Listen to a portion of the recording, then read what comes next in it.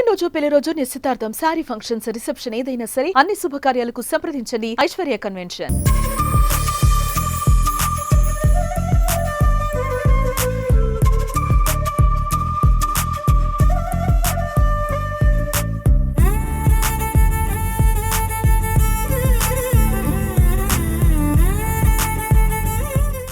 మనం హన్మకొండ సుబేదారి ప్రాంతంలోని ఐడియల్ పాఠశాలలో ఉన్నాం. అంటే చాలా ప్రైవేట్ పాఠశాలలు, కార్పొరేట్ పాఠశాలలు విస్తృతంగా వస్తున్న పరిస్థితులలో ఒక పాఠశాల, అందులో బడ్జెట్ పాఠశాల ఒక 50 సంవత్సరాల నుంచి కూడా నిర్విఘ్నంగా నిర్వహించడం అనేది అభినందనీయం. ఇక్బాల్ మొయినుద్దీన్ ఆధ్వర్యంలో ఏర్పడ్డ ఈ పాఠశాల ఈరోజు 50 సంవత్సరాల వేడుకలు మనం జరుపుకుంటున్నాం. చూస్తున్నాం, మనం ఎక్కడ చూసినా కూడా కలర్ఫుల్గా, అంటే డాన్స్కు సంబంధించి పిల్లలు కావచ్చు, వాళ్ళందరినీ కూడా విజువల్స్లో చూస్తున్నాం. పిల్లలందరూ కూడా ముస్తాబై ఉన్నారు. 50 సంవత్సరాల వేడుకలు ఎంత వైభవంగా నిర్వహించాలో అదే స్థాయిలో ఐడియల్ పాఠశాల నిర్వహిస్తున్నారు. రంగురంగుల సీతాకోక చిలకల్లాగా మనకు కనపడుతుంది. ఇప్పటి వరకు కొన్ని కార్యక్రమాలు కూడా చేస్తాం, చాలా మంది గెస్టులు కూడా వచ్చారు. వీటన్నిటికంటే ముఖ్యంగా 50 సంవత్సరాలు కార్పొరేట్ పాఠశాలలే బాగా రాజ్యం వెళ్తున్న పరిస్థితులలో 50 సంవత్సరాలు ఒక పాఠశాల ఎలా నిర్వహించగలుగుతున్నారు అనేది ఇప్పుడు ప్రిన్సిపాల్ సర్ఫరాజ్ అహ్మద్ని మనం అడుగుదాం.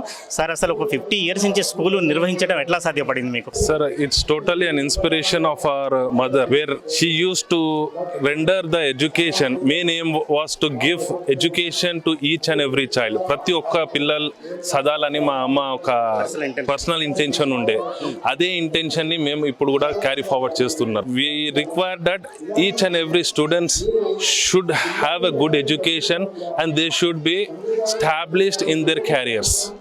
ఒక విధంగా ఇది బ్యాక్వర్డ్ ఏరియానే ఒకప్పుడు. అయితే ఇప్పుడున్న పరిస్థితులలో అంటే అంత లెస్ ఫీజుతోని ఐడియల్ స్కూల్ ఎట్లా నిర్వహణ సాధ్యమవుతుంది? అది ఒక $1 million క్వశ్చన్.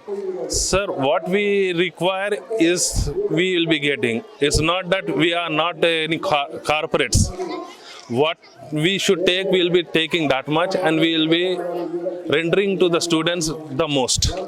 నేను విన్నది కూడా, అంటే దాదాపు ఒక 20 సంవత్సరాల నుంచి ఐడియల్ స్కూల్ చూస్తున్నా. ప్రధానంగా స్కూళ్ళలో స్పోర్ట్స్, కల్చరల్ పూర్తిగా కూడా కనుమరుగైపోయాయి, అంటే ఎక్కడ కనపడడం లేదు. అటువంటి పరిస్థితులలో మీరు రెడ్ క్రాస్ సొసైటీతోని సర్వీస్ ప్రోగ్రామ్స్, కల్చరల్, స్పోర్ట్స్, వీటి ఇంటెన్షన్ చెప్పండి నాకు. Sir, they provide various programs to the students. If you take a Shanti Sangam organization, it conducts some literary competitions where the students develop a sense of our tradition, culture, and what is been going on, they will be aware.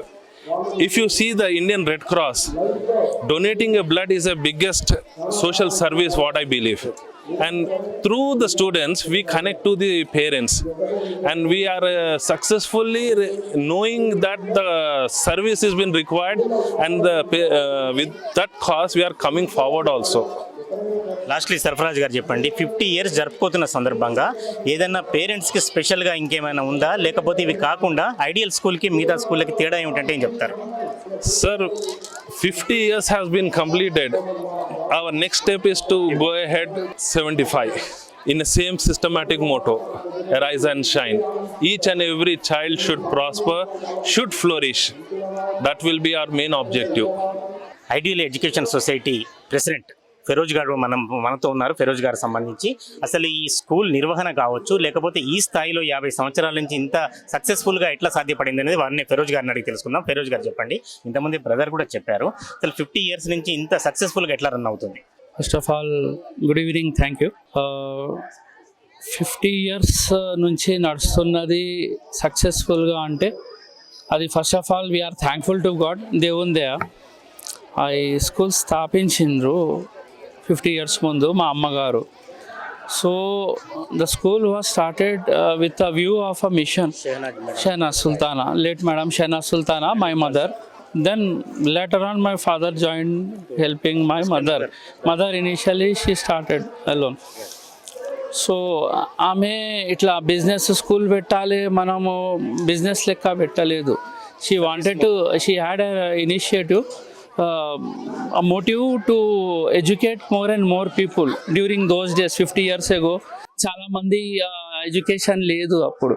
అయితే అందరికీ education ఇవ్వాలి, affordable education ఇవ్వాలి.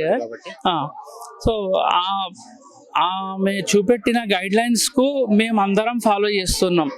ఆమె ఎట్లా చెప్పేది, ఎట్లా చేయాలి, నేను, మా తమ్ముడు, మా ఫ్యామిలీ వాళ్ళందరము మా అమ్మ చూపెట్టిన గైడ్ లైన్స్నే పట్టుకొని దాని మీదనే వెళ్తున్నాం మేము. మేము ఫీజెస్ కూడా ఏం పెంచలేదు అంటే so with affordable everything education should reach everybody.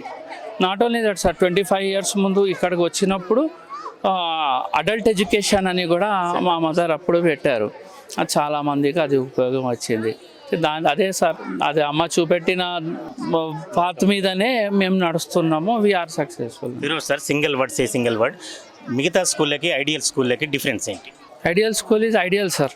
Okay, అదే చెప్పిన కదా సార్ స్టార్టింగ్, కమర్షియల్ కాదు.